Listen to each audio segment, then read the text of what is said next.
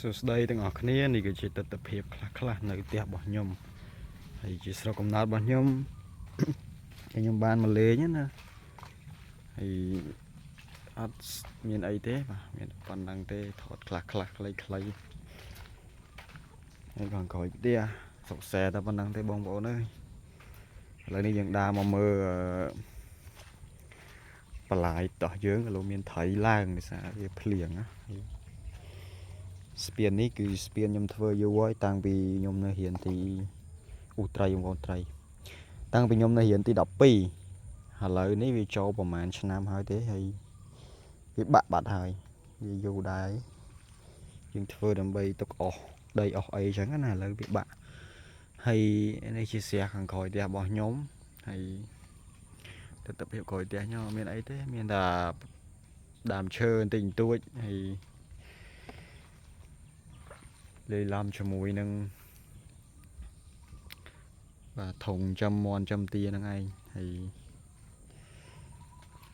ពេលភ្លៀងហើយបងប្អូនវាចាប់ផ្ដើមរីកស្លឹកហើយបោយតងធម្មជាតិតោះឥឡូវយើងដើរទៅក្រោយបន្តិចដើម្បីទៅមើលទស្សនវិជ្ជានៅខាងក្រោយផ្ទះ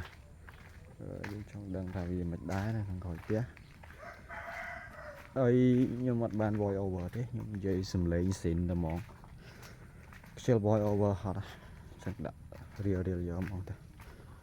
អានេះដើមការីបងប្អូនការីនេះដើមមកការីយើងស្លការីស្លអីហ្នឹងហើយផ្លែច្រើនមែនតើពីដំណាំនេះចាក់ដើមទៅបងប្អូនពេលណាត្រូវការយើងបេះទៅយើងត្រូវការទេទុកវាទៅហើយអានេះហើយនៅក្រោយផ្ទះរបស់ខ្ញុំបាទសុទ្ធតែដើមចេកដូងបាទដូងអត់សូវល្អទេដោយសារវាជាប់ទឹកតែចេកនេះខ្ញុំឃើញវាចេញទៅយោងមកប្រហែលដងនេះតាំងខ្ញុំមករហូតឃើញវាចេញទៅយោងរហូតតែតែឃើញផ្លែវាទេចេញមកទៅយោងឯងជុល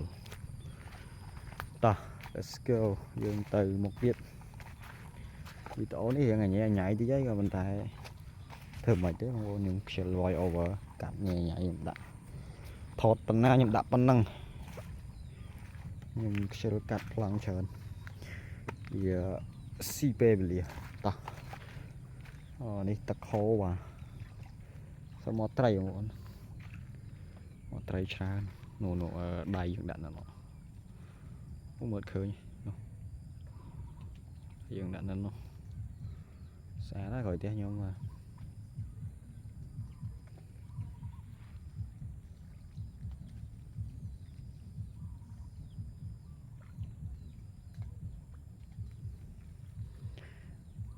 ហើយវីដេអូខ្ញុំមានប៉ុណ្្នឹងទេបងប្អូនអត់មានអីច្រើនទេ